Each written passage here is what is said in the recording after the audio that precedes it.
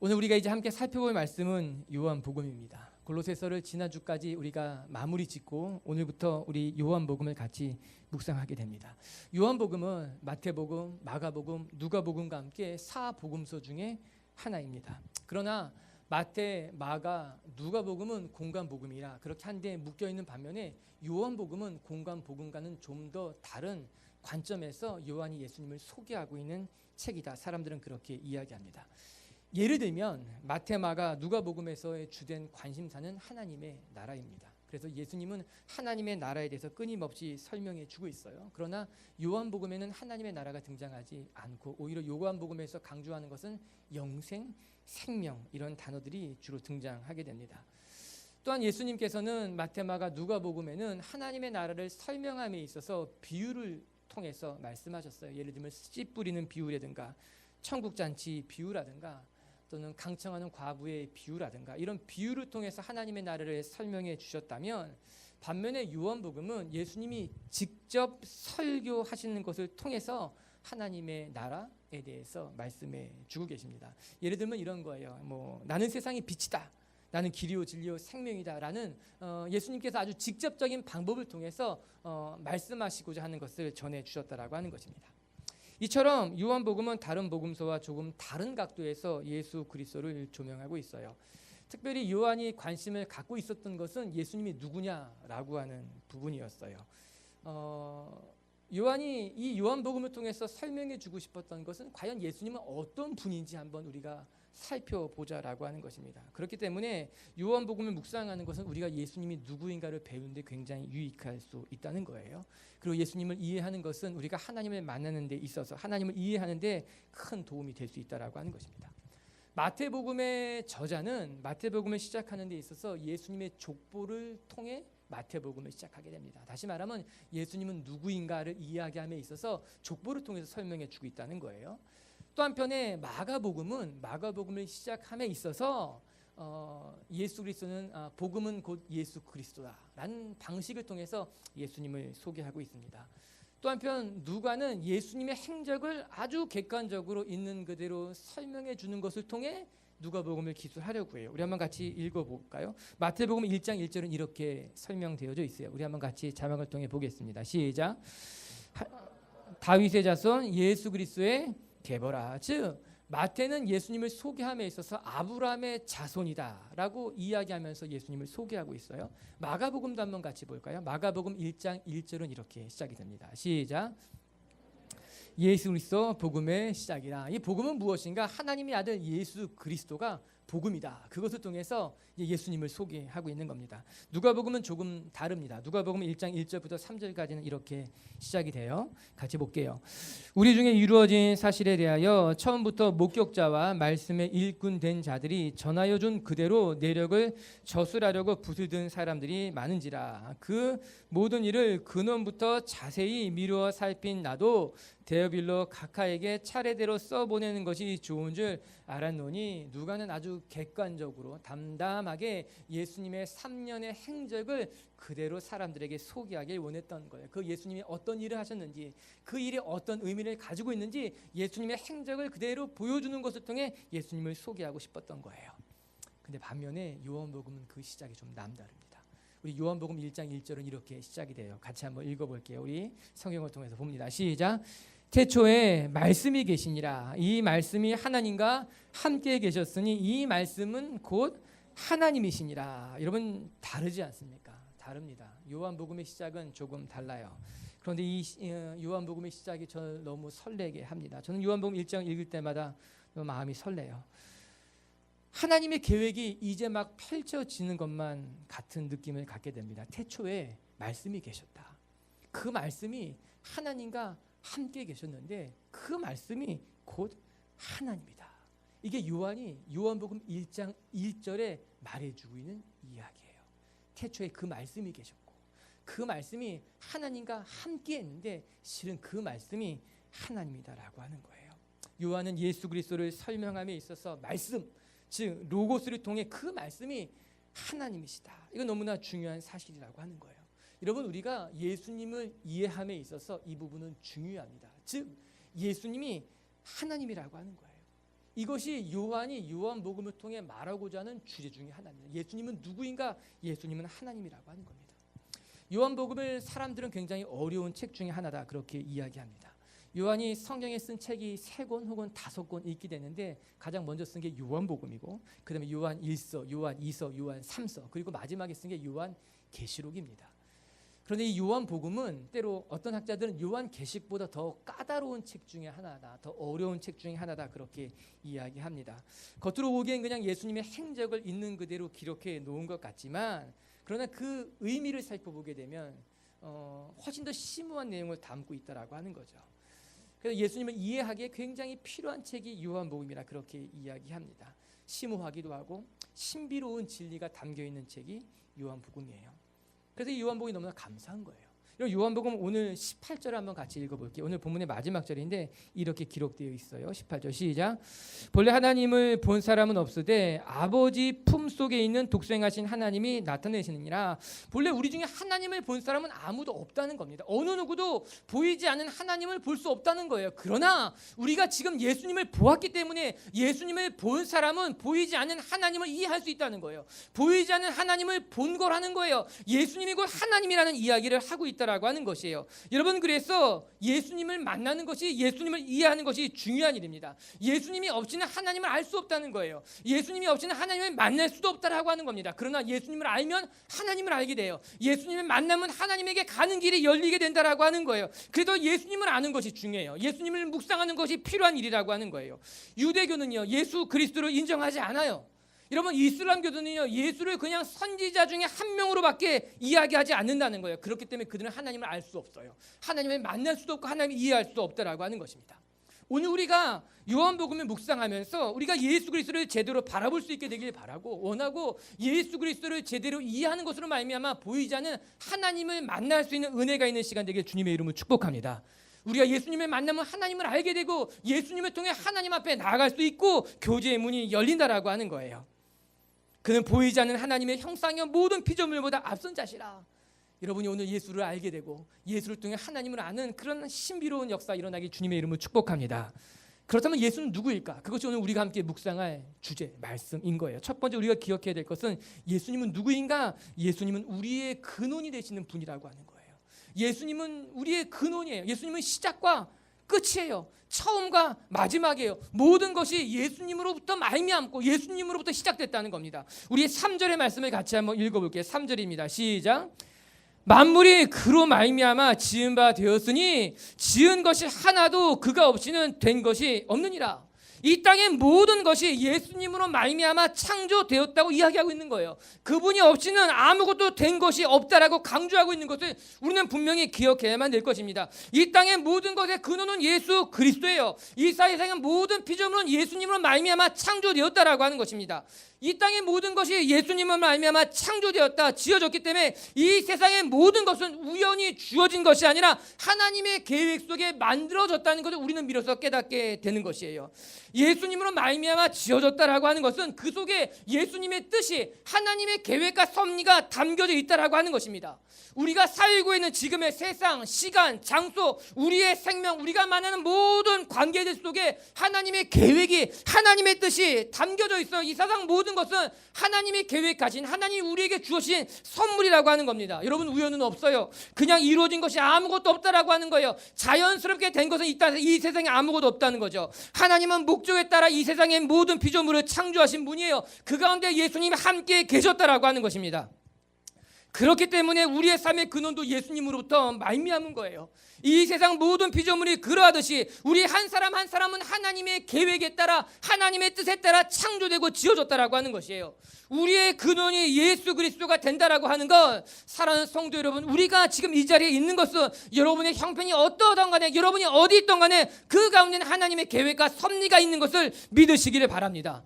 여러분 우리의 삶에 그냥 주어진 것은 아무것도 없어요. 우리는 세상에 던져진 존재가 아니라고 하는 거예요. 하나님은 계획을 가지고 인간을 창조하셨어요. 여러분이 지금 있는 자리에 하나님이 여러분을 보내시고 여러분을 인도하셨다라고 하는 거예요. 그 가운데는 하나님의 뜻과 섭리가 있다라고 하는 것입니다.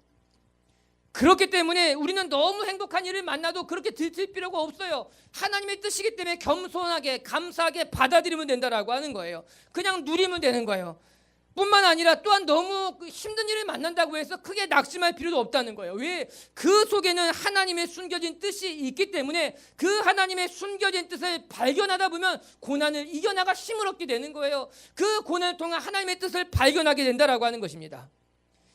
이는 요한복음 9장에 날 때부터 앞을 보지 못하는 장애인, 시각장애인의 이야기를 통해 분명하게 요한이 우리에게 전해주고 있는 이야기예요. 예수님께서 길을 가시다가 날 때부터 보지 못하는 장애인을 만나게 됩니다. 많은 사람들은 그의 부모가 죄가 있기 때문에 저 아이는 날 때부터 앞을 보지 못했다 그렇게 이야기했습니다.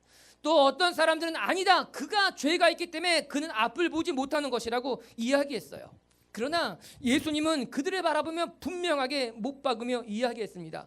그가 앞을 보지 못하는 것은 그의 부모의 죄도 아니며 자신의 죄도 아니라고 하는 거예요. 이는 그의 삶을 향한 하나님의 뜻이 있기 때문에 하나님이 허락하신 고난이고 하나님이 그 고난을 통해 뜻을 이루시겠다라고 하는 겁니다. 요한복음 9장 3절의 말씀을 같이 한번 읽어볼게요. 시작. 예수께서 대답하시되 이 사람이나 그 부모의 죄로 인한 것이 아니라 그에게서 하나님이 하시는 일을 나타내고자 함이라. 결국 하나님께서 이 말씀하시고 그의 눈을 뜨게 하십니다. 하나님께서 그의 삶을 고치시면서 말씀하시는 것이 그의 죄가 아니라는 거예요. 하나님이 그의 삶을 향한 뜻이 있다는 겁니다. 우리는 때로 우리의 삶에 알 수 없는 일들을 만나기도 합니다. 그 일들 속에 우리는 낙심하기도 하고 좌절하기도 한다라고 하는 것이에요. 그러나 그때마다 우리가 기억해야 될 것은 내 머리로는 이해할 수 없다 하더라도 내 삶에는 하나님께서 가지고 계신 뜻이 계획이 있기 때문에 우리는 겸손히 하나님을 바라봐야 되는 거예요. 욥을 생각해 보시기 바랍니다. 욥은 알 수 없는 고난을 만났어요. 고난이 그를 덮치는 것 같았고 고난이 그의 삶을 다 무너뜨리는 것 같았지만 그 고난은 결국 하나님이 허락하신 고난이요, 그 고난을 통해 욥은 어느 누구보다 단단한 사람으로 거듭 태어났어요. 그의 삶을 다시 하나님이 복주시기 시작한 것 아니겠습니까? 사랑하는 미처 교회 성도 여러분, 우리의 삶이 예수 그리스도로 말미암아 시작됐다면 하나님은 우리의 삶을 선하게 인도하실 줄로 믿습니다. 우리의 삶의 근원이 예수 그리스도로 말미암았다면 예수 그리스도를 통해 하나님은 우리의 삶을 선하게 인도하신다라고 하는 거예요. 우리의 삶의 근원이 예수 그리스도라면 우리의 삶의 이유도 당연히 예수 그리스도가 되어야 될 것입니다. 우리의 삶의 출발점이 예수 그리스도라면 우리의 삶의 목적점도 당연히 예수 그리스도가 되어야 되는 거예요. 우리의 삶의 근원이 예수 그리스도라면 마땅히 우리가 살아가는 삶의 이유도 예수 그리스도가 되어야만 된다라고 하는 거예요. 그분이 우리를 창조했다면 우리의 삶의 이유도 하나님께 여쭤봐야 되는 건 아닙니까? 우리의 삶에 하나님이 어떤 계획을 갖고 계신지 우리는 그 하나님의 뜻을 발견하며 살아가는 것이 지극히 당연한 일 아니겠습니까? 지금은 소천하셨지만 어떤 목사님께서 설교하실 때마다 외쳤던 것이 생각이 났어요. 흔히 사람들은 이것을 가리켜서 백문일답이라고 이야기합니다. 마치 슬로건처럼 목사님이 외친 것이었어요. 무슨 뜻인가? 질문은 100가지지만 해답은 한 가지라는 것이었어요. 뭔가 읽어드리면 이런 거예요. 그 목사님이 이렇게 외쳐요. 우리에게 첫 호흡을 주신 분은 누구십니까? 예수 그리스도. 이렇게 대답하는 거였어요. 지금도 날 위해 무릎 꿇고 중보하시는 분은 누구십니까? 예수 그리스도신 거예요. 그 마지막 질문은 지금도 여전히 살아계셔서 이것 가운데 가장 큰 영광을 받으시는 분은 누구십니까? 예수 그리스도라는 거예요. 100가지 질문이 다 이런 질문이었어요. 우리를 창조하시는 분이 누구신가? 예수 그리스도라는 거예요. 우리의 삶을 통해 영광 받으실 분이 누구냐는 거예요. 예수 그리스도라는 거예요. 우리의 삶을 선하게 인도하실 분이 누구냐는 거예요. 예수 그리스도라는 거예요. 지금도 여전히 우리의 삶을 지키시는 분이 누구냐? 예수 그리스도라고 하는 거예요. 맞는 말인 거예요. 이 땅의 근원은 예수 그리스도인 거죠. 이 세상의 해답도 예수 그리스도일 수밖에 없다라고 하는 거예요. 그래서 우리는 예수를 위해 살아가는 것이고 예수 그리스도와 함께 살아가는 것이고 예수 그리스도를 위해 죽기까지 결단할 수 있다라고 하는 것이에요. 여러분의 삶의 주인이 예수 그리스도임을 다시 한번 기억하는 분들에게 주님의 이름으로 축복합니다. 오늘 말씀은 그것을 이야기하고 있는 거예요. 우리의 삶의 근원이 어디에 있느냐? 오늘 요한은 요한복음을 시작함에 있어서 분명히 말하고 있어요. 만물이 그로 말미암아 지은 바 되었으니 우리의 삶의 근원은 이 세상 모든 피조물의 근원이 예수 그리스도. 그렇게 우리는 그분을 위해 살고 그분과 함께 살아가며 그분을 위해 우리의 삶을 내어드릴 수 있다라고 하는 것입니다. 우리의 삶의 모든 것이 되시는 주님을 바라보고 그 주님과 동행하는 저와 여러분이 되길 주님의 이름을 축복합니다. 두 번째, 그 예수 그리스도가 누구인가? 오늘 우리가 기억해야 될 것은 예수 그리스도 안에 참된 생명이 있다라고 하는 거예요. 예수님이 누구냐? 예수님은 생명이시다라는 겁니다. 4절 같이 한번 읽겠습니다. 시작. 그 안에 생명이 있었으니 이 생명은 사람들의 빛이라. 너무나 놀라운 선포입니다. 예수님 안에 생명이 있다는 거예요. 이것이 요한복음의 큰 주제 중에 하나입니다. 예수님 안에 생명이 있습니다. 이 말씀을 뒤집어 말한다면 예수님 밖에는 어떠한 생명도 있을 수 없다라고 하는 거예요. 오직 예수님에게만 참된 생명이 있다라고 하는 것입니다. 요한복음의 특징 중에 하나는 앞서 말씀드린 것 같이 예수님께서 자기 자신을 직접 설명해 주고 계시다라고 하는 거예요. 사람들의 이야기를 통해 예수님이 어떤 분인가를 조명해 주는 것이 아니라 요한은 예수님이 하신 말씀을 그대로 옮기는 것을 통해 예수님이 누군가를 보여주는 거예요.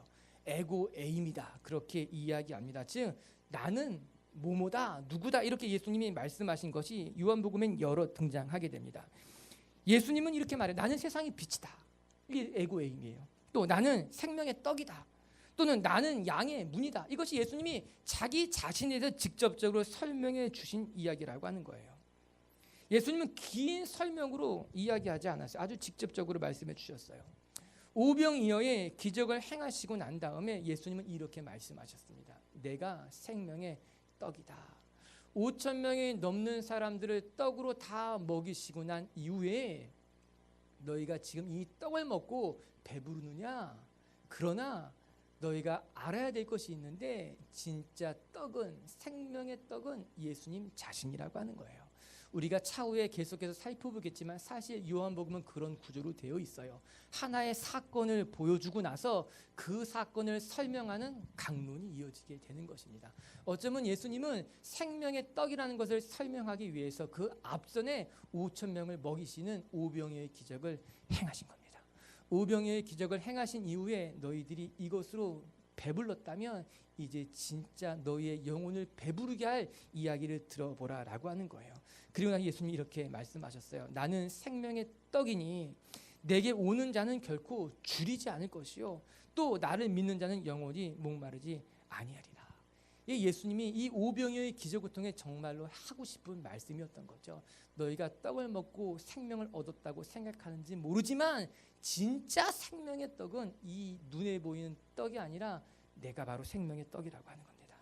뿐만 아니라 예수님께서는 친히 이런 말씀도 하셨어요. 나는 길이요 진리요 생명이니 나로 말미암지 않고는 아버지께로 갈 자가 없다는 겁니다. 즉 예수님만이 참된 생명의 길이기 때문에 예수님으로만 우리는 생명을 얻을 수 있고 예수님으로만 우리는 하나님 앞에 나아갈 수 있게 된다라고 하는 거예요. 그래서 예수님이 참된 생명이라고 하는 거예요. 맞아요. 그래서 예수님은 참된 생명이에요. 예수님이 없이는 어떠한 생명도 있을 수 없다라고 하는 것입니다. 여러분, 생명과 정반대되는 것이 무엇일까요? 그건 죽음일 거예요. 예수님은 근데 죽음을 이기셨어요.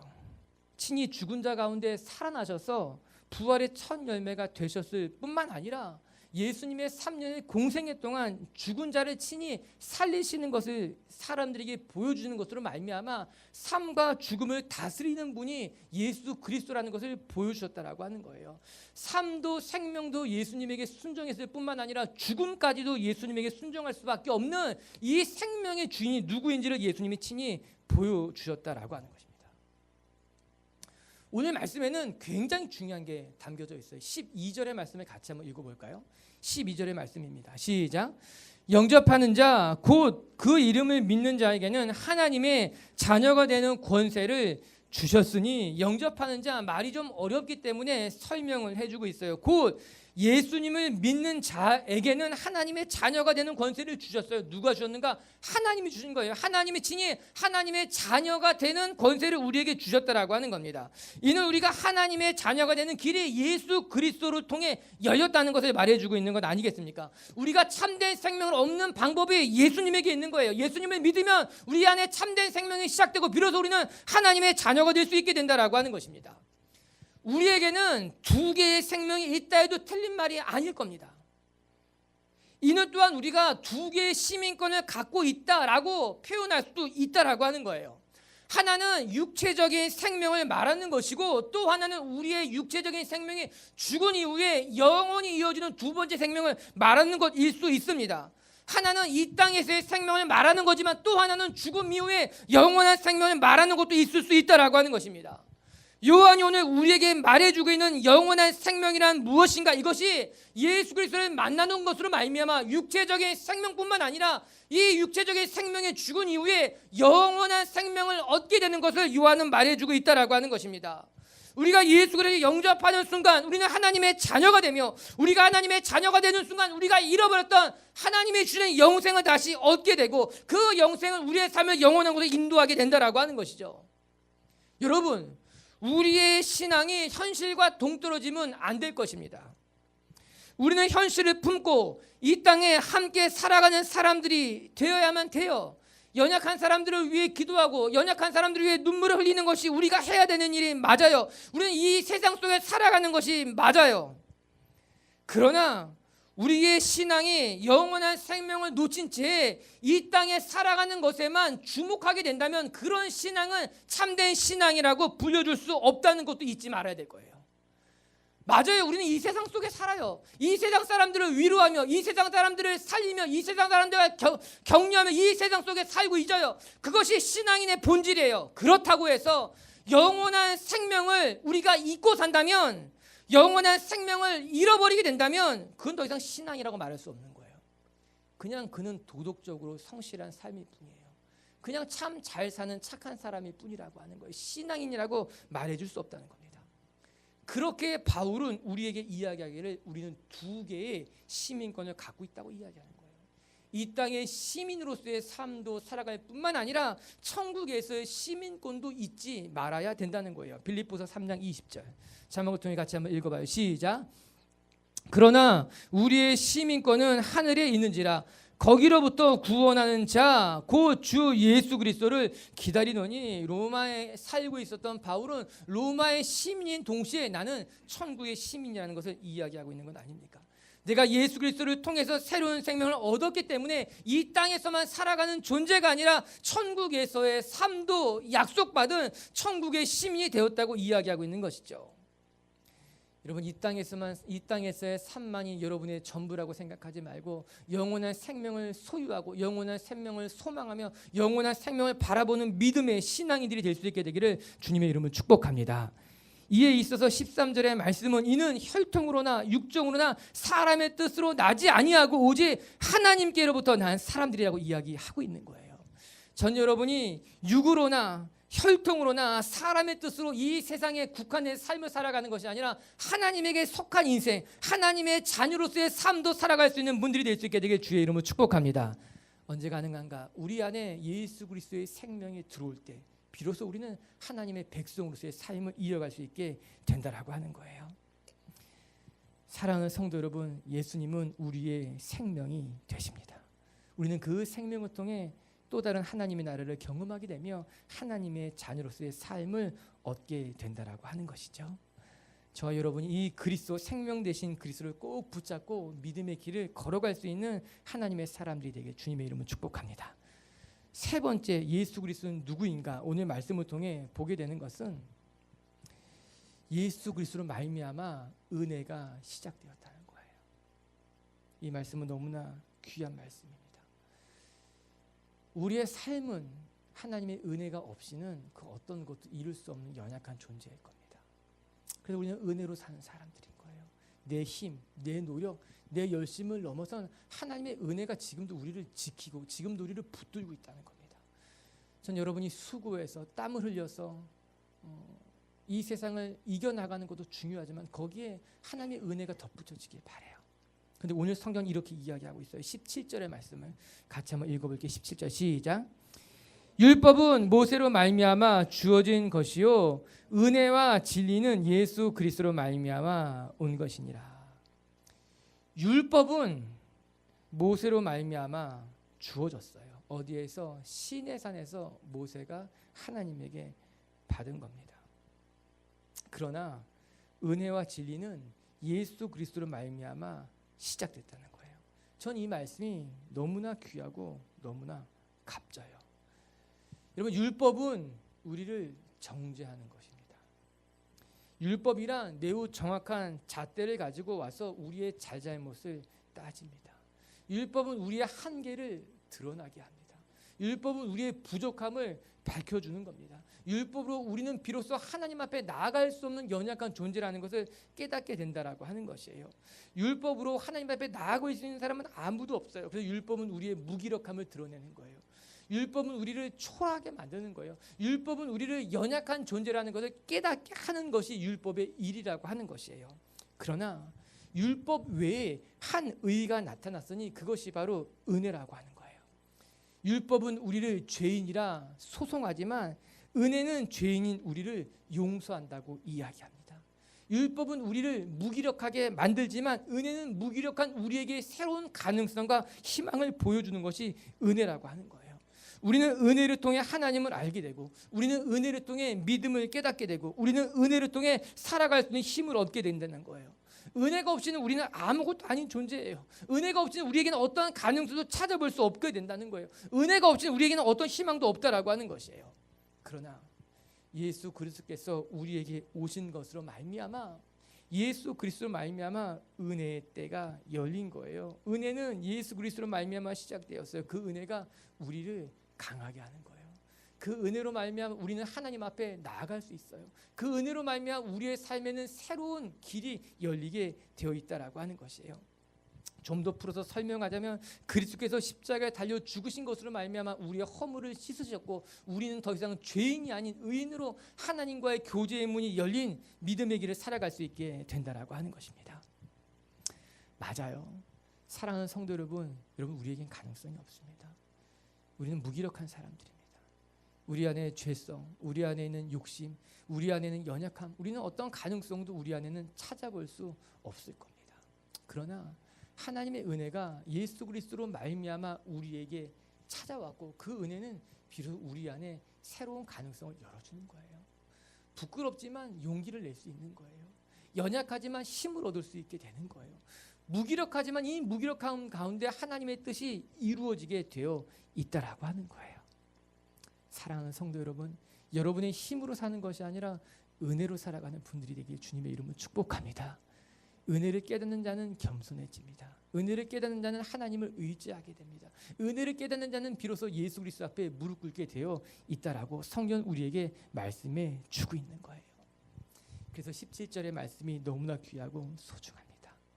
율법은 모세로 말미암아 주어진 것이지만 은혜와 진리는 예수 그리스도로 말미암아 우리에게 주어졌다. 오늘 저와 여러분이 율법으로 살아가는 인생이 아니라 하나님의 은혜와 진리로 이 세상 넉넉히 승리하는 하나님의 사람들이 되기를 주의 이름으로 축복합니다.